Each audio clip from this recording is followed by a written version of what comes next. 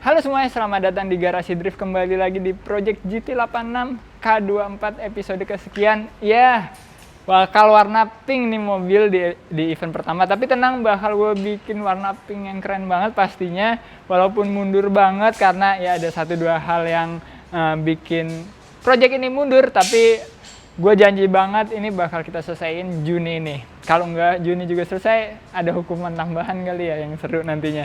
Tapi kalau kalian lihat di sini kita udah orderin berbagai parts dan udah banyak banget yang datang, mulai dari turbonya. Ini turbo bakal kita pasang di mesin K24. Ini turbo seukuran GT28, tapi bukan turbo Garrett yang harganya lumayan mahal. Ini gue nyari yang harganya terjangkau, yang harganya murah karena contrary of popular belief, project ini nggak unlimited budgetnya. Jadi gue justru malah mau neken budget tekan mungkin karena pengen bikin mobil kompetisi drift yang paling cost efisien. Dan di sebelah sini ada koplingnya. Nah, koplingnya ini adalah XCD 3 pack, cuma 3 pack doang. Dan believe it or not, selama ini Garasi Drift dari kompetisi mobil kompetisinya Zico yang lagi dikerjain sama Mas Maman untuk persiapan Mandalika di sana, itu selalu pakai kopling 3 pack doang. Itu udah lebih dari cukup untuk horsepower 300-an on wheels gitu. Dan ini adalah kopling RB25. Jadi ini kopling yang sama persis yang kita pasang di Mona Lisa. Jadi gue perlu spare satu doang, nanti kalau Mona Lisa jebol koplingnya kita pakai yang itu. Terus kalau misalnya ini yang jebol duluan, kita pakai yang ini dulu. Jadi bener-bener convenient banget kalau ada satu parts yang dipakai di berbagai mobil. Terus pastinya di belakang sini ada fuel source tank. Gue udah pernah jelasin bagaimana cara kerjanya si fuel source tank ini. Intinya ini adalah alat yang berfungsi untuk nge-keep fuel pressure tetap stabil di dalam fuel line-nya. Jadi mesin nggak kekurangan bensin yang menyebabkan lean dan lain-lain. Jadi ini krusial banget. Terus di sebelah sini ada parts yang baru datang dari GK Tech. Nah ini juga lumayan penting, yaitu shifter relocation kit untuk gearbox CD009. Jadi ini akan kita pasang juga di video kali ini. Dia akan masuk gitu, akan lebih sedikit maju, jadi posisinya pas sama lubang yang ada di 86 gitu. Ntar bakal kita pasang. Cuma ini nama brandnya lucu aja kalau jadi bahasa Indonesia, GK Tech.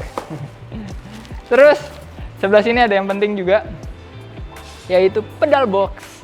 Kenapa kita akhirnya pakai pedal box? Karena mobil ini tadinya matic, sedangkan nyari pedal rem sama kopling manualnya itu susah banget, nggak nemu-nemu. Akhirnya kita memutuskan aja langsung pakai pedal box, lebih rapih juga, lebih gampang juga pastinya. Cuma ya mesti custom bracket dan lain-lain yang mungkin agak sedikit rumit gitu. Tapi ini pedal box yang top mounted, jadi dia tetap kegantung gitu, bukan yang kebalik kayak gini. Bisa dipasang kebalik kayak gini, tapi remnya jadi di rem tengah, kopling kanan, gas sebelah kiri. Jadi ini yang top mounted. Karena gue udah berapa kali nyobain yang floor mounted pedal box di 350Z yang pernah kita review zaman dulu. Terus di mobil pengepul juga, itu nggak nyaman banget rasanya floor mounted. Makanya gue pesen yang top mounted. Dan pastinya ada bracket untuk jok kiri kanan. Yang bakal kita pasang joknya yaitu Recaro SPG. Ini jok yang sama kayak gue pasang di S15 Mona Lisa, di mobil Zico juga. Dan gue rasa selama ini gue belum nemuin bucket seat yang lebih enak dibanding Recaro SPG ini. Sebenarnya bucket seat ini selera ya, karena ini yang paling pas sama bentuk tubuh gue dan ukurannya juga paling enak dan paling keren karena Recaro. Aduh, susah turunnya.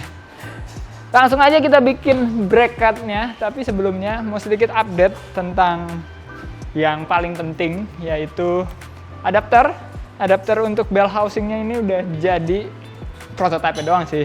Yang kemarin yang bukan salah sih, ini lebih tepatnya untuk Z33, yang ini Z34. Dan ternyata kan gue belinya yang Z34 dan udah gue tes juga di mesinnya, jadi aman. Dan satu update lagi, di mesinnya ini kemarin udah sempet gue buat sama Mas Maman, yaitu plat buat kita bikin engine mounting ya. Jadi ini bakal kita custom lagi. Ini platnya, yang penting plat utamanya udah ada, yang nanti bakal kita custom juga pakai poliuretan bushingnya. Dan sekarang kita langsung aja bikin bracket untuk joknya. Nah, gue bakal bikin tutorial juga, ngasih tahu tips and trick bikin bracket jok bucket skid. Pertama-tama kita harus cari alas untuk ngebalikin joknya supaya fabriknya nggak rusak.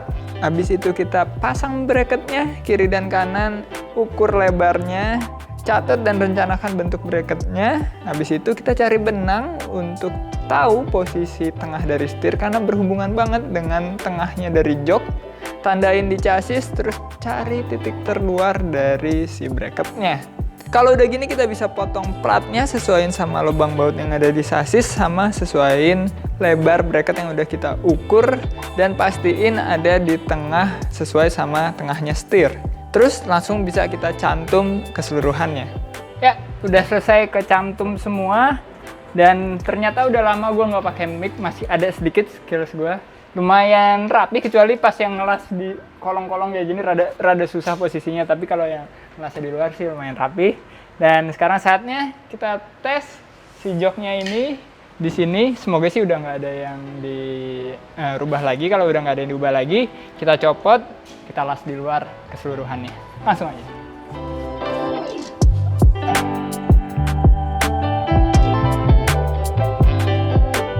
Ya, jadi kita rencanain ini jok semundur mungkin posisinya supaya ada ruang banyak buat si pedal box dan semakin mundur center of gravity-nya. Walaupun ya berat gue cuma seberat anak SD gendut sih, 45 kilo, tapi nggak apa-apa, sekilo pun akan berarti. Dan posisi mundur tuh lebih enak kalau menurut gue untuk kita ngerasain angle lagi drifting. Dan ini posisinya juga ada di tengah, pas. Enak banget nih posisi kayak gini. Saatnya kita tandain, habis kita tandain, kita lepas, kita pasang bautnya di luar, terus kita pasang lagi joknya di sini. Langsung aja.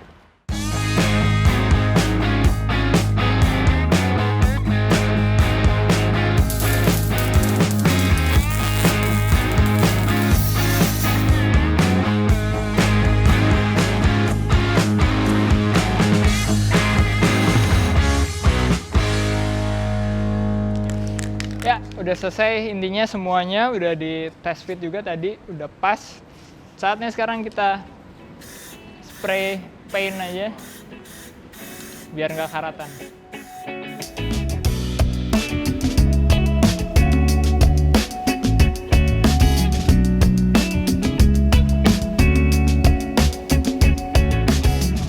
Ya, akhirnya udah kering juga nih. Udah kelihatan rapi, yang tadinya nggak terlalu rapi, kalau udah hitam tuh nggak kelihatan cacatnya. Sekarang kita langsung aja pasang di joknya dulu, habis itu kita pasang di mobil for good.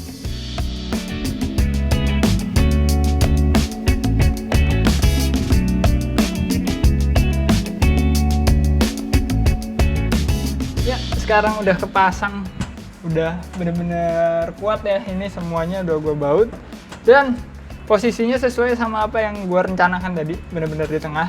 Ini pakai benang pun, benangnya bener-bener ada di tengahnya si jok, jadi bener-bener pas nih. Dan mundur posisinya rada lebih tegak dikit karena tadi ternyata posisi yang rada tiduran, baut di belakangnya itu mentok sama si joknya sendiri, jadi kita naikin dikit bagian belakang, tapi nggak apa-apa. Posisi tinggi juga masih oke, jadi kita tuh harus menjauhi banget kepala sama si roll bar. Jadi kalau ada impact atau apa, kita lebih aman lah karena jauh dari besi-besi yang keras walaupun pakai helm juga. Dan posisi duduk sih, posisi setirnya kurang maju dikit kalau menurut gua, karena emang posisi duduknya mundur banget. Jadi nanti pasti kalau kita pasangin bow skid, gua mau bikin spacer jadi yang pas banget. Tapi udah oke, dan banyak banget ruang untuk kita pasang si pedal boxnya. Dan kayaknya bakal enak banget nih posisinya kayak begini.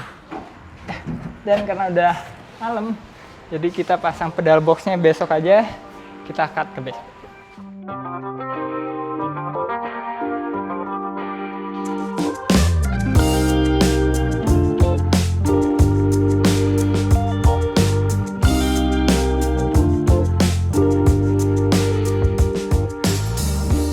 hari kedua dan joknya udah enak banget.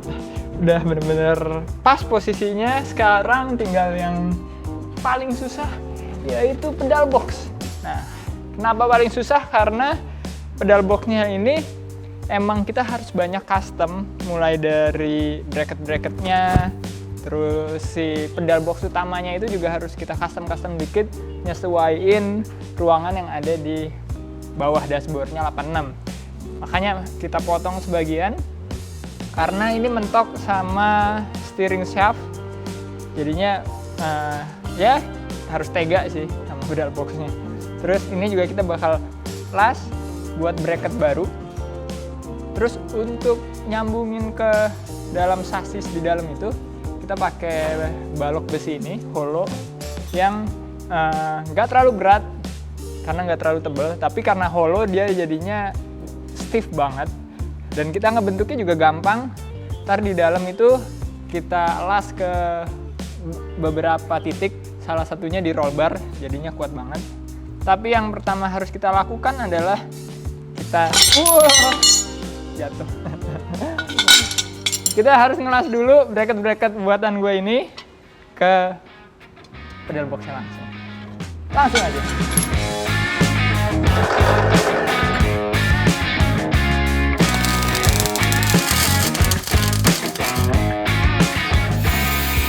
Ya, selesai juga bracket utamanya dan ini bener-bener udah kuat banget nih, udah stiff banget, bahkan lebih stiff dari sebelumnya. Karena plat yang gue pakai buat bracket ini lebih tebel dan udah gue lubangin juga biar nanti tinggal kita bisa pakai captive bolt. Jadi boltnya itu dilas di bagian yang sasis, jadi tinggal dibaut dari bawah, dimur dari bawah. Dan lasan gue cukup rapih di bagian yang nggak akan kelihatan sama sekali, tapi berantakan banget di bagian yang pasti kelihatan mata. Ya udahlah ya, nanti didempul-dempul dikit kali ya kalau misalnya ternyata kelihatan banget. Ya, sekarang kita cat aja untuk menutupi kejelekan lasan gue ini sama supaya nggak karat juga.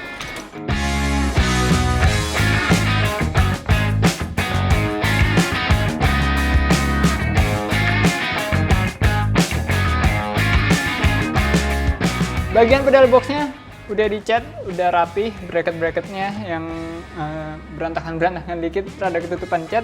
Dan udah gue buat juga nih semacam apa ya, kupingan atau flange buat yang nanti kita bakal las di sasis. Nah, jadi konsepnya kayak gini. Kita belum tahu nanti bakal ada di mana, jadi ini bisa slide kayak gini.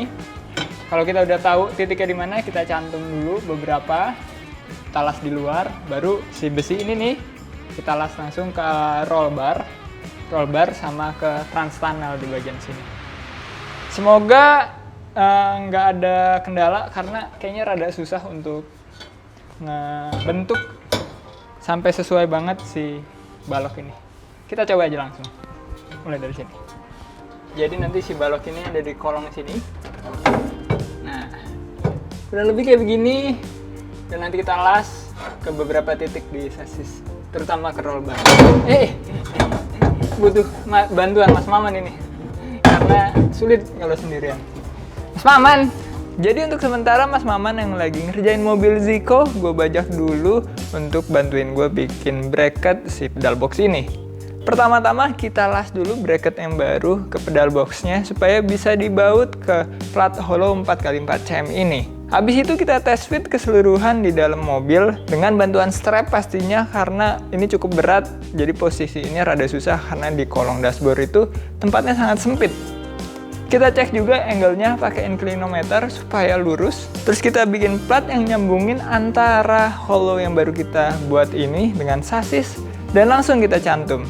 Abis itu kita tes udah bener apa belum posisinya dengan gue duduk di joknya sambil nyobain ngegas, ngerem sama ngopling. Dan pas sudah selesai kita langsung las keseluruhannya. As simple as that, tapi makan waktu 5 jam.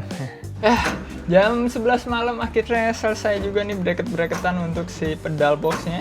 Udah enak banget nih, rada sedikit rumit untuk ngelasnya karena posisinya sangat susah dan kita harus bener-bener cari posisi yang paling stiff. Ini nih udah stiff banget nih, bahkan gue tekan pakai 2 kaki kayak gini, gak gerak sama sekali. Dan pastinya juga aman karena amit-amit copot gitu kan. Kita kita nggak bisa ngerem, bahaya banget jadinya. Jadi ini udah safety banget, udah enak banget juga posisinya. Rada kurang mundur dikit, tapi masih bisa kita mainin di jok. Untuk masternya udah hampir kena firewall, bisa kita adjust lagi lah sedikit-sedikit. Cuma intinya enak banget karena posisinya ini kayak lagi main simulator ya. Kita lento deket, left foot juga enak, top deh.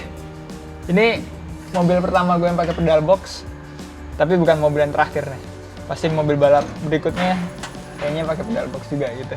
Dan gue rasa cukup untuk video kali ini. Video selanjutnya, episode ini bakal kita lanjutin lagi, mungkin udah mau pasang mesinnya, dan gue mau bikin di belakang fuel tank yang baru dengan desain yang baru, sama gue pengen bikin jalur bensin. Sebenarnya dari tadi awalnya mau bikin jalur bensin, jalur radiator dan lain-lain, cuma mobilnya Ziko lagi disiapin buat Mandalika. Jadi kalian tunggu aja, videonya bakal keren banget juga pasti. Dan gue rasa cukup, sampai ketemu di video selanjutnya. Keep driving safe and goodbye.